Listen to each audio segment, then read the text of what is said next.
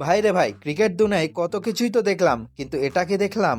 অস্ট্রেলিয়ার মতো দানব দলকে জিম্বাবুয়ে চিবিয়ে খেয়ে ফেললো, তাও আবার বিশ্বকাপে, তাও আবার দুই দুইবার। হ্যাঁ, ঠিকই শুনছেন। যেখানে বড় বড় টিম অস্ট্রেলিয়ার নাম শুনলে কাঁপাকাঁপি শুরু করে দেয়, সেখানে জিম্বাবুয়ের ছেলেরা মনে হয় সকালে নাস্তায় ক্যাঙ্গারু ফ্রাই খেয়ে মাঠে নামে।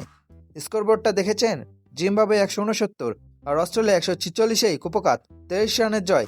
এটা জয় না ভাই, এটা হলো ইজ্জত কা ফালুদা। একটু স্কোরবোর্ডটা দেখেন। জিম্বাবুয়ে করছে 169 রান, মনে হতে পারে আহামরি কিছু না, কিন্তু অস্ট্রেলিয়ার ব্যাটারদের জন্য এটাই মনে হচ্ছিল মাউন্ট এভারেস্ট। অজিরা 19.3 ওভারে 146 রানেই অল আউট, 23 রানের জয়। ভাইরে, অজি ব্যাটাররা যেভাবে আসছিল আর যাচ্ছিল, মনে হচ্ছিল তার স্টেডিয়ামের পাশের রেস্টুরেন্টে ডিসকাউন্ট মিস করতে চাচ্ছিল না।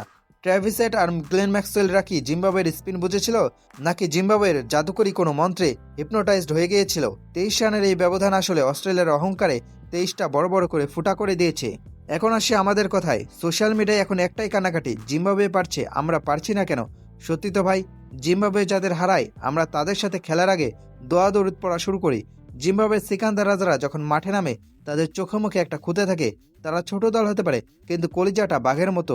আর আমরা এখনো হিসাব করি কয়টা নো বল হলে জিতবো, বা বৃষ্টি নামলে ডাকওয়ার্থ লুইস মেথডে কি কোনো চান্স আছে? জিম্বাবুয়ে প্রমাণ করে দিচ্ছে, হার মানার আগে হার না মানলে অস্ট্রেলিয়াকেও ক্যাঙ্গারু ডান্স দেওয়া সম্ভব।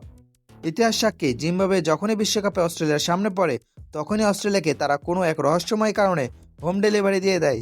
একবার হলে বলা যেত কপাল, দুইবার মানে এটা স্রেফ কোয়ালিটি আর জেদ। 5বারের বিশ্ব চ্যাম্পিয়নদের এভাবে নাস্তানাবুদ করা একমাত্র এই জিম্বাবুয়ের পক্ষেই সম্ভব। তারা পকেটে হয়তো দামি আইফোন নিয়ে ঘোরে না, কিন্তু মাঠের পারফরমেন্সে তারা বিশ্বের সবচেয়ে দামি টিমকেও সস্তা বানিয়ে ফেলে।